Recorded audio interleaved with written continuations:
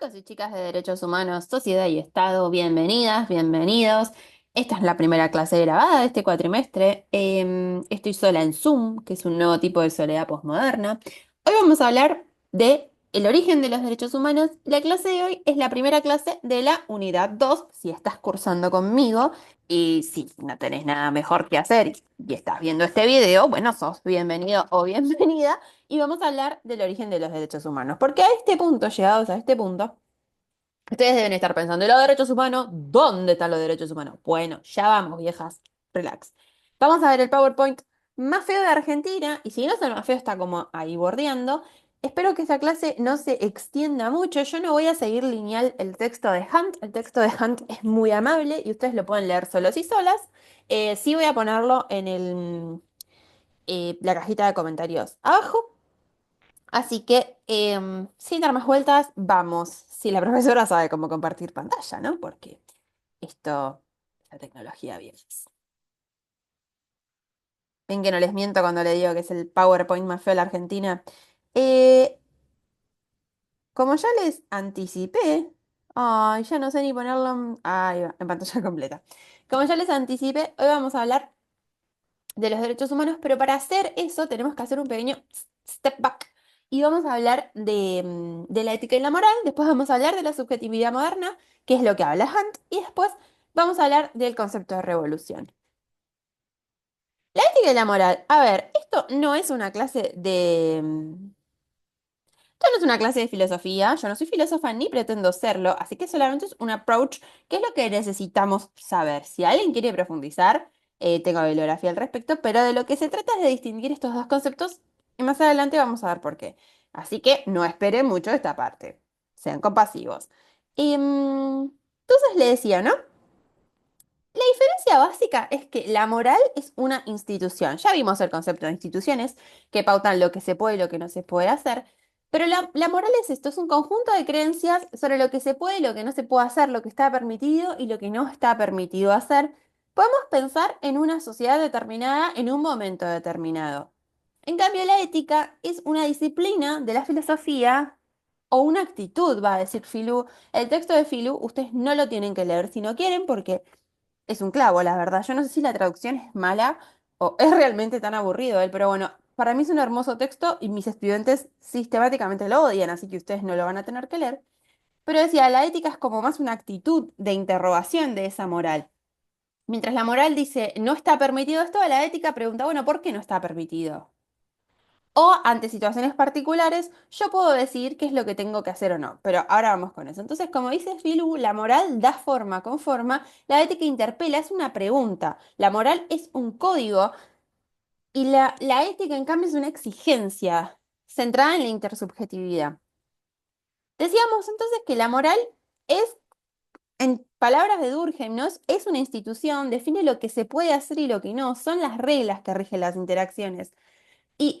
A principios del siglo pasado y a finales del siglo XIX está esa idea de la educación moral, que seguramente ustedes en la historia de la educación ya conozcan. Esta idea de que la escuela forma al niño para ir aprendiendo las reglas de lo que puede y de lo que no puede hacer, de lo permitido y de lo que no está permitido.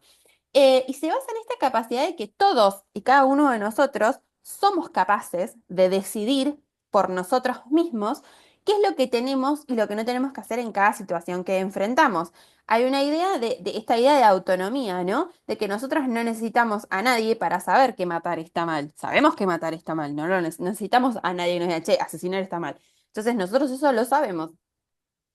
No implica necesariamente un fundamento religioso, ¿no? Hay morales religiosas, pero no se trata de eso y tampoco nos enrosquemos pensando en la universalidad, que ahora voy a decir unas palabras. En todo caso, pensemos también que las reglas de moral, por más amplias que puedan ser, en tanto alcance, digamos, en cuanto más porciones de la población puedan estar de acuerdo o regidas bajo estas reglas, tampoco hay algo universal, no hay algo que esté mal en todo el mundo. Podemos decir, por ejemplo, matar está mal, no importa dónde estés. Si estás en África, si sos musulmán, si sos judía o vivís en Argentina o en Estados Unidos. Insisto, yo no me quiero meter con la universalidad porque esto es harina de otro costal. Pero si hay algo que aspinta a ser, o sea, que aspira a ser algo universal, es los derechos humanos. Esta idea de que todos, no importa dónde estemos, tenemos una batería de derechos que proteger y que cuidar porque somos humanos.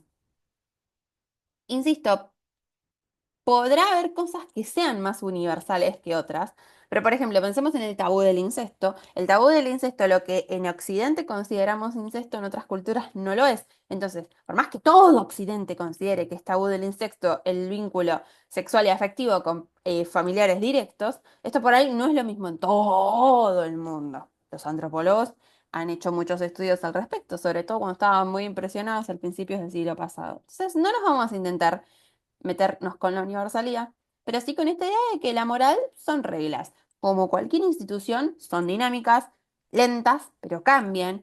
Hay cosas que nos parecerían inmorales hace un siglo y que hoy no lo son, y hay cosas que sí siguen permaneciendo. Esta idea de Moisés bajando con las tablas de los 10 mandamientos, los 10 mandamientos, ¿qué son? Son reglas morales, son una moral muy básica para cualquier pueblo. Y esta es la Declaración de los Derechos del Hombre y del Ciudadano, que toma la forma, elegí esta imagen porque ven que toma la forma de las tablas de los 10 mandamientos y acá en el ojito está Dios. Pero los 10 mandamientos son eso, son máximas morales, son es un orden moral, no matarás, no robarás, respetarás a tu madre y a tu padre.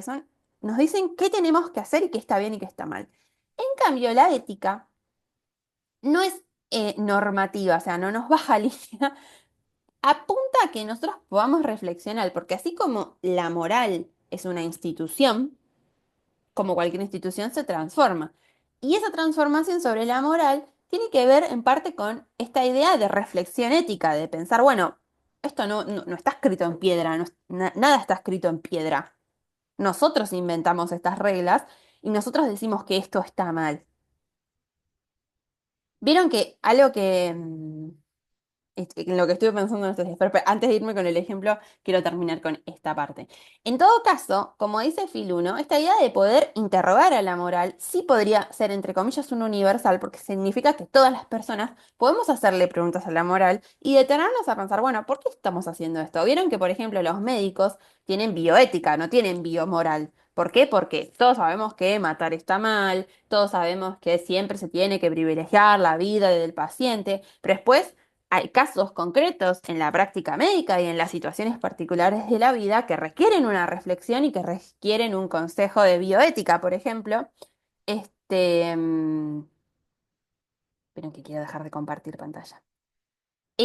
Por ejemplo, ya no sé si el aborto, pero digamos, cuándo termina la vida, es un tema. Vieron que hay un familiar que está mucho tiempo en coma y es irreversible, y entonces, ¿qué hacemos? ¿Se puede esto? ¿No se puede? Bueno, ¿se puede? ¿No se puede? Bueno, eso es una reflexión de la ética. Estaba pensando también, es un dilema ético, que es algo muy actual, que se hace con los...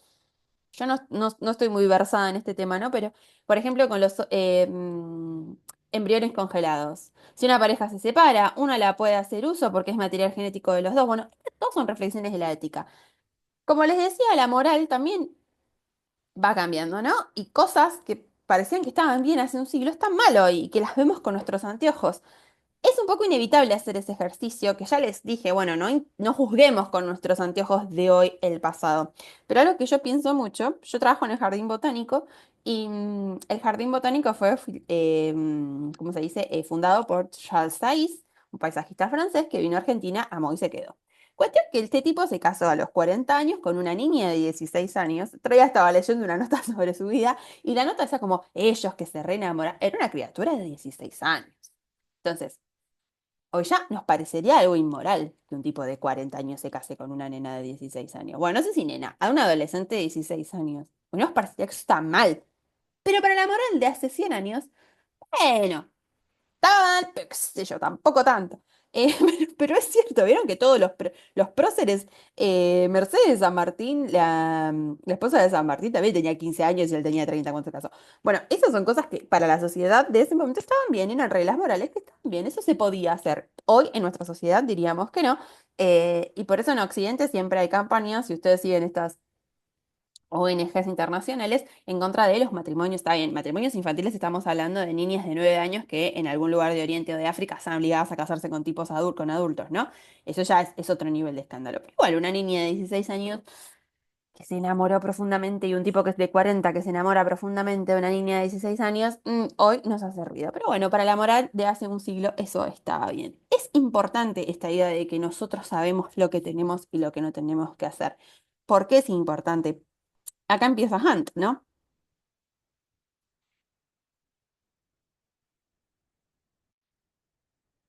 Ella dice, ¿no? Bueno, ella arranca el texto, el texto de Liz Hunt es un gran favorito en este curso. Y ella arranca diciendo esto como, eh, esta idea de la evidencia de los derechos humanos, ¿no? De sostenemos que todos somos libres y iguales. Esperen que estoy buscándolo porque acá les quiero leer esta parte, ¿no? Cuando la Comisión para los Derechos Humanos de las Naciones Unidas preparó la Declaración Universal de los Derechos Humanos en el 48, los delegados sabiamente evitaron abundar en reclamaciones filosóficas acerca de la fundamentación de los derechos humanos. Según explicó Jacques Mitterrand Maritain, perdónenme los de Departamento de Francés. Uno de los líderes del Comité sobre las Bases Teóricas de los Derechos Humanos de UNESCO, él dijo, estamos de acuerdo acerca de los derechos humanos, pero con la condición de que nadie nos pregunte por qué. En el siglo XVIII, cuando la concepción de los derechos humanos adoptó por primera vez su forma moderna, los exponentes de los derechos humanos hablaron más resueltamente. Y ahí están las declaraciones de las revoluciones liberales como la Revolución estadounidense, como la Revolución francesa. Sostenemos la Declaración de Independencia de Estados Unidos dice, sostenemos como evidente estas verdades, que todos los hombres son creados iguales, que son dotados por su creador con ciertos derechos inalienables. Lo que dice Hunt es, ¿qué pasó para que en el a finales del siglo XVIII, la gente creyera que esto es evidente, cuando hasta hacía no tanto tiempo, esta capacidad de autonomía moral no era considerado universal? Es decir, no todos éramos considerados como capaces de decidir por nosotros mismos qué era lo que estaba bien y lo que no, y cómo actuar solos en cada situación. Esta idea que hoy nosotros asociamos a los niños, esta idea de que los niños no son capaces, porque son niños, porque todavía se están formando, eh, pero esta idea de autonomía moral es algo nuevo y para el siglo XVIII de golpe esto es evidente. Con siglos de esclavitud, ni hablar de la situación de las mujeres. Y de golpe, ¿qué pasa para que esto suceda? Bueno, ahí es donde se mete Hunt. Primero, esta evidencia que no es tal, ¿no? Que no es tan claro. Porque, ¿se acuerdan, Yelin, que ella decía, bueno, ¿qué pasa cuando estas máximas, que suenan hermosas, que son grandes consignas, se materializan y se transforman en prácticas reales y concretas? Bueno, chocan con la realidad. ¿Se acuerdan la historia de Julieta Lanteri? Que si no se la acuerdan, les dejo un link abajo para que la puedan refrescar. Esto va a pasar un poco lo mismo, porque las implicancias de declarar que todos los hombres nacen libres e iguales va a tener otras implicancias que vamos a ver al final de esta clase. Sin embargo, lo que dice Hunt, y que es muy importante para este curso, no puedo enfatizarlo más, es esta idea de que a partir de finales del siglo XVIII y con estas revoluciones, lo que vamos a ver es una nueva representación de lo que significa ser persona. Entonces, hace un par de clases atrás, cuando hablábamos de Tenzi Fanfani y hablábamos de la modernidad, decíamos esto, ¿no? Ya Dios sale un poco de la ecuación y empezamos a pensar cuál es el origen del poder y quién legitima el poder cuando Dios sale de la ecuación. Si el rey ya no es elegido por Dios, ¿cómo fundamentamos las cosas? Y también hablábamos de estos tres procesos inmensos como son la territorialización y concentración del poder político, el nuevo modo de producción que es el capitalismo, la urbanización, la reforma protestante. Hablábamos de estos procesos que son gigantescos, que toman siglos para que yo esté acá, sentada en el living de mi casa, con un PowerPoint y tres ítems. Estos procesos son inmensos. Es una cara de la moneda. La contracara de la moneda es esto de lo que está hablando Hunt, que ella va a hablar de modelo psicocultural, ¿no? Uno no va a ser posible sin el otro. Hay que pensar siempre en esta figura de infinito. La gente no se levanta una mañana y dice, che, Carlos, me parece que vos y yo no somos parte de la Tierra, que el señor feudal no nos puede vender, que podemos irnos a Londres a vender nuestra fuerza de trabajo. Eso no pasa. Es un trabajo, como decía Foucault, estos son los zócalos de la historia. Y está esta idea voy a usarla entre comillas, ¿no? Esto de percibirnos, pero en el sentido que les decía yo cuando nos conocimos, percibirnos en tanto los sentidos, representar que nuestro cuerpo es nuestro, es algo nuevo. En el medioevo, la gente pertenecía al castillo y el señor feudal te vendía con castillo y todo. Entonces Hunt se da cuenta que a partir más o menos del 1600 al 1500, lo que empieza a desarrollarse es una nueva subjetividad que va a acompañar estos cambios, como son la territorialización, el capitalismo, bla, el Estado moderno, y que se da a nivel de las conciencias y de los individuos, y que son, habilitan esto, y al mismo tiempo esto va a habilitar que este proceso de individuación, es decir, de convertirnos en individuos, cada vez se profundice más. Esta idea de la autonomía moral, porque si todos los hombres nacen libres iguales, ya no es solo los burgueses y el rey, sino todos tenemos una moralidad de autogobierno. La separación y posesión del cuerpo, esto que yo les decía, en el orden medieval, espéreme un segundo, salgo de cámara. Por supuesto que esto no lo tengo a mano, porque ¿por qué yo me haría un favor de dejar las cosas ordenadas? Pero espérenme un segundo, ¿eh?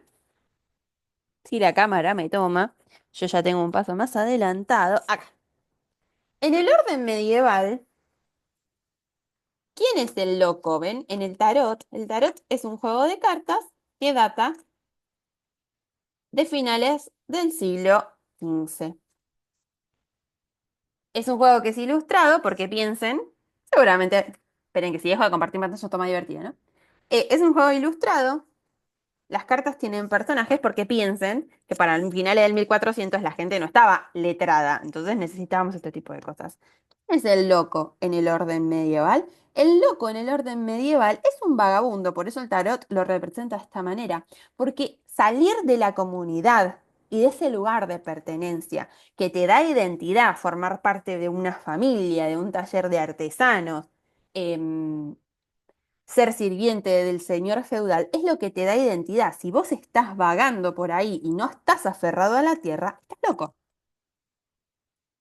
Entonces, esto en la modernidad va a cambiar. Y esto es esto es lo que habla Hunt, esta idea de que nos autoposeemos y reconocemos que los otros, así como yo soy dueña de mi cuerpo, yo como mujer va a tomar un par de siglos más que se reconozca que yo soy dueña de mi cuerpo. Pero pensemos en el masculino, chicos, qué va a hacer? Es lo que tenemos. Porque si yo poseo mi cuerpo, el otro también, y yo no puedo hacer cualquier cosa. En estos siglos, lo que nosotros vamos a ver, por citar a Foucault, que está acá flotando en un cuadrado, es, por ejemplo, que el castigo en la era medieval, el castigo era público, las ejecuciones son públicas. A lo largo de la modernidad, hasta llegar al día de hoy, lo que nosotros vemos es que el castigo es cada vez menos corporal, esto va sucediendo a lo largo de los siglos, y es privado. Nosotros no sabemos lo que sucede en las cárceles, pero sabemos que las personas que están presas son personas privadas de su libertad. No se puede torturar, no se puede matar, no se puede golpear. Bueno, esto en el medioevo no existía, pero es un reconocimiento de que el otro es tan persona como soy yo persona. Y Hunt dice, ¿qué es lo que va a permitir que esto suceda? Una nueva forma cultural que es la novela, porque nos permite el desarrollo de una emoción que es la empatía. La empatía, ¿qué es? Es una emoción que nos permite ponernos en el lugar del otro. Entonces, esto es muy importante para este curso, ahora les explico por qué.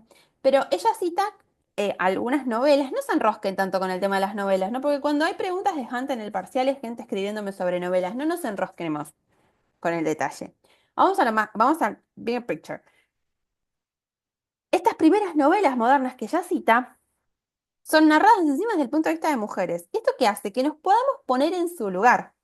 Ponernos en el lugar del otro, entender cómo el otro se siente, entender cómo el otro mira el mundo, es importantísimo para el desarrollo de esta subjetividad y ser la conciencia, tener registro y representarnos entre nosotros como individuos.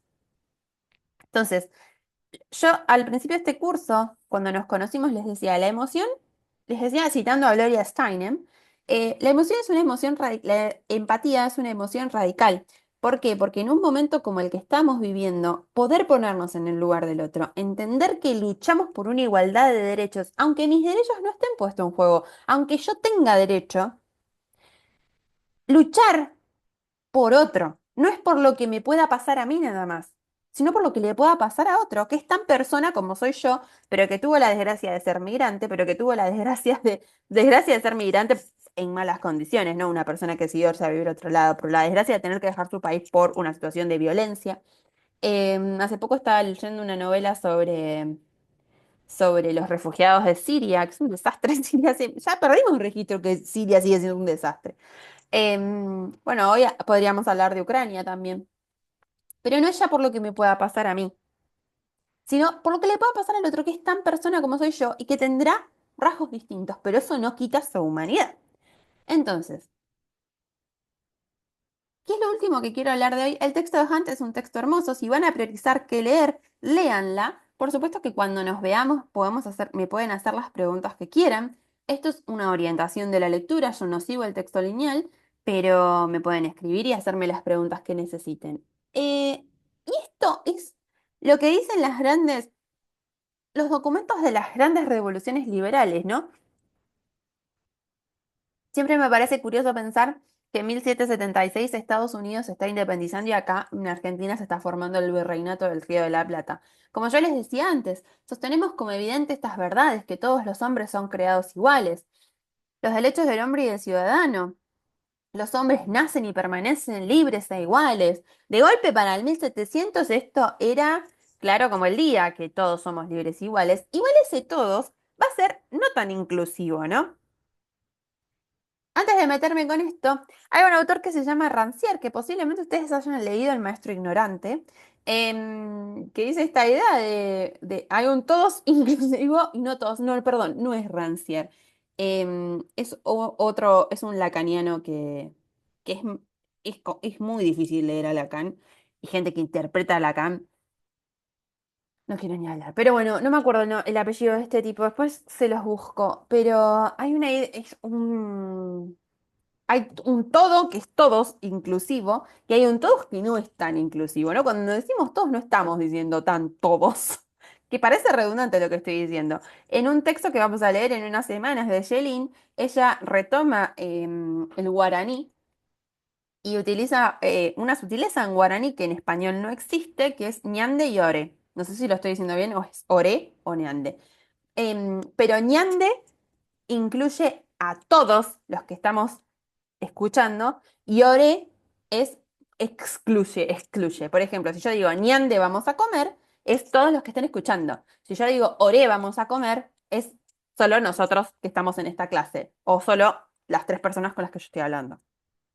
Entonces, hay todos inclusivos y todos. Con esto no quiero decir, si bien para el 1700, por supuesto que se usaba el masculino plural para referirse a todos, ese todos los hombres nacen libres e iguales, también tenía límites. Y acá quiero hablar un minuto del concepto de revolución, ¿no? Y acá volvemos a... Ay, decía que era una foto horrible y ya salió torcida. Bueno, ¿qué le vamos a hacer, viejas? Es Castoriadis de nuevo, que se acuerdan que yo hablaba del imaginario para Castoriadis cuando nos conocimos, y está esta idea de que la revolución no son torrentes de sangre, sino que la revolución en realidad son las transformaciones de las instituciones de la sociedad. ¿Con esto qué quiere decir? No podemos tomar el Palacio de Invierno todos los días. Eso no pasa. Es muy difícil lograr ese momento histórico. Pero por más que tomemos el Palacio de Invierno, si nosotros no cambiamos cómo nos relacionamos entre nosotros, nada va a cambiar. Nosotros podemos hacer el soviet del aula 406, que es nuestra aula, o el aula del pequeño Tokio, el aula 39. Pero si nosotros no cambiamos cómo nos vinculamos entre nosotros, vamos a estar reproduciendo esa vieja sociedad. Por eso hay tantas revoluciones que no llegan a nada. o tantos momentos revolucionarios que después, si esto no se traduce en prácticas reales y concretas, en cambiar las instituciones formales o las instituciones informales, no sucede nada. ¿Vieron hace unos años, unos cuantos ya años, la primavera árabe que tuvo distintas repercusiones? Bueno, si esto no se trasladaba en cambios en la vida social y política, por más que la gente saliera a la calle y diera vuelta, voltear un gobierno, si no cambiamos nada, nada va a cambiar. El acto revolucionario queda ahí como muy trunco. Y esto es un problema que va a tener, por ejemplo, la Revolución Francesa. Posiblemente algunos de ustedes, los más viejos, em, ay, quiero volver a Zoom, acá estoy.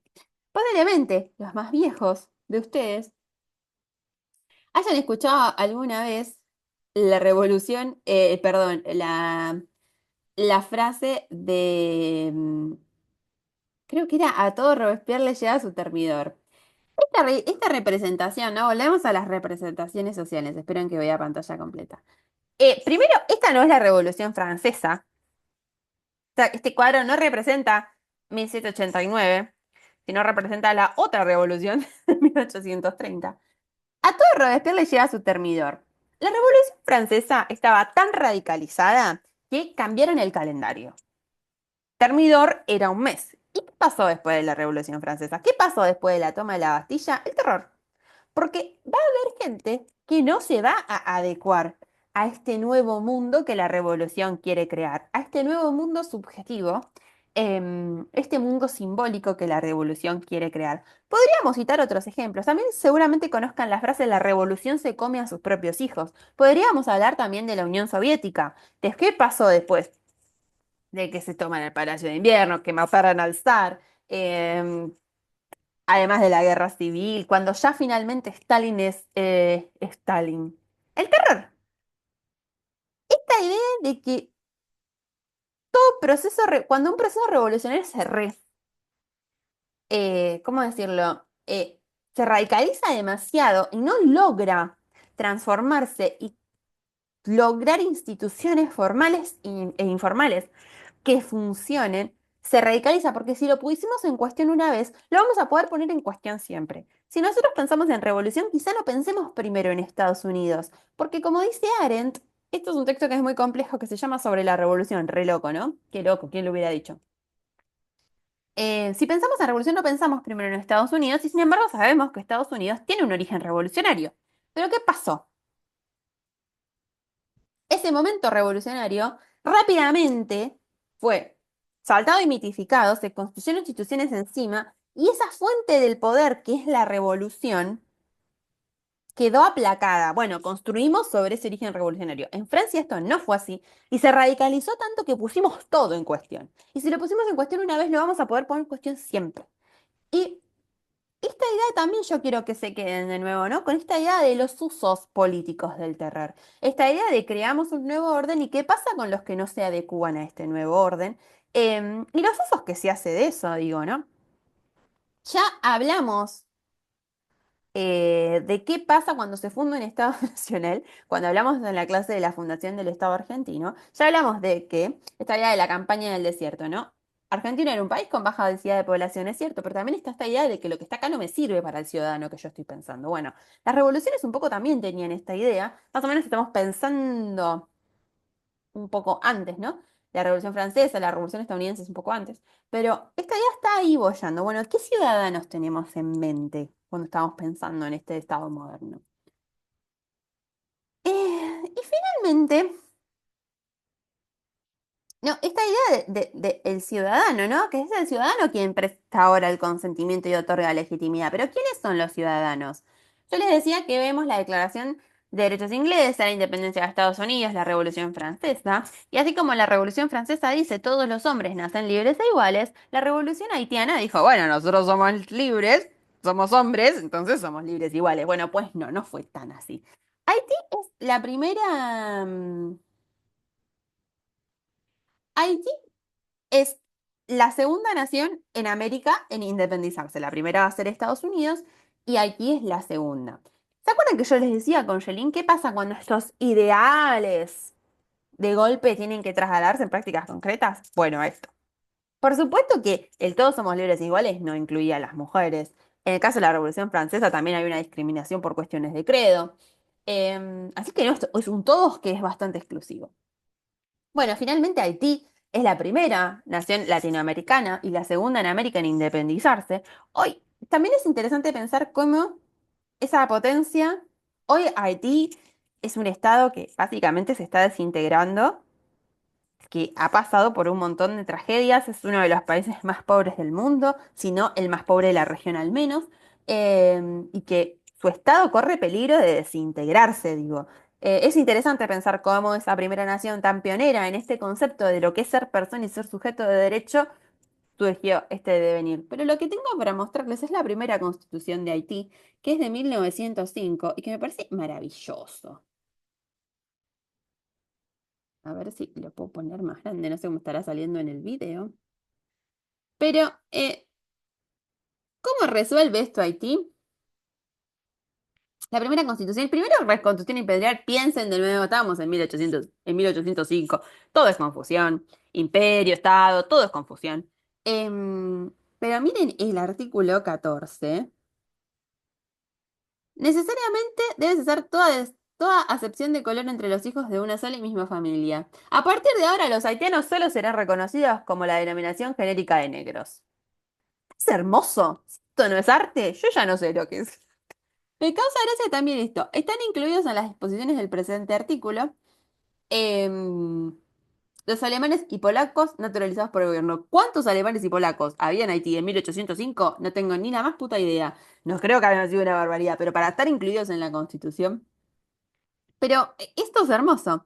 Eh, Ninguno es digno de ser haitiano si no es buen padre, buen hijo o buen esposo, y sobre todo buen soldado. Pero bueno, esto ya es hermoso. Basta de la discriminación de color, a partir de ahora somos todos la denominación genérica de negros. Esto es hermoso, yo no sé qué es. Bueno, ¿qué vimos en esta clase? La distinción entre la ética y la moral.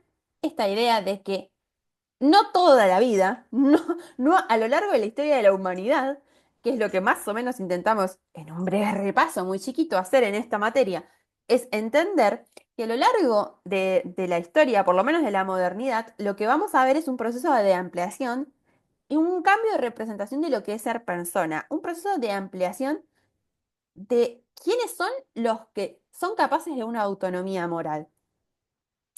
Como les decía, las mujeres no éramos capaces de una autonomía moral porque supuestamente estábamos sujetas a todas nuestras urgencias biológicas. You know, science. Em, y lo que nos muestra Kant es eso. Cómo va a ir cambiando este concepto y cómo se va a ampliar hasta llegar a un momento de evidencia, una evidencia que no es tal. Porque mismo en 1948, como ya les leí, y como comienza el texto de Kant, la cita no está muy lejos, bueno, sí estamos todos de acuerdo con los derechos humanos, en tanto nadie nos pregunte qué son. Esa evidencia a veces termina en tautología y es esa tautología la que vamos a romper. Chicos y chicas de Derechos Humanos, Sociedad y Estado, nos vemos en nuestra próxima clase y recuerden que ver la clase grabada, suerte, chau, chau, en el comentarios abajo en la cajita de descripción les dejo mi mail para cualquier pregunta que puedan tener y nos vemos en nuestras próximas clases.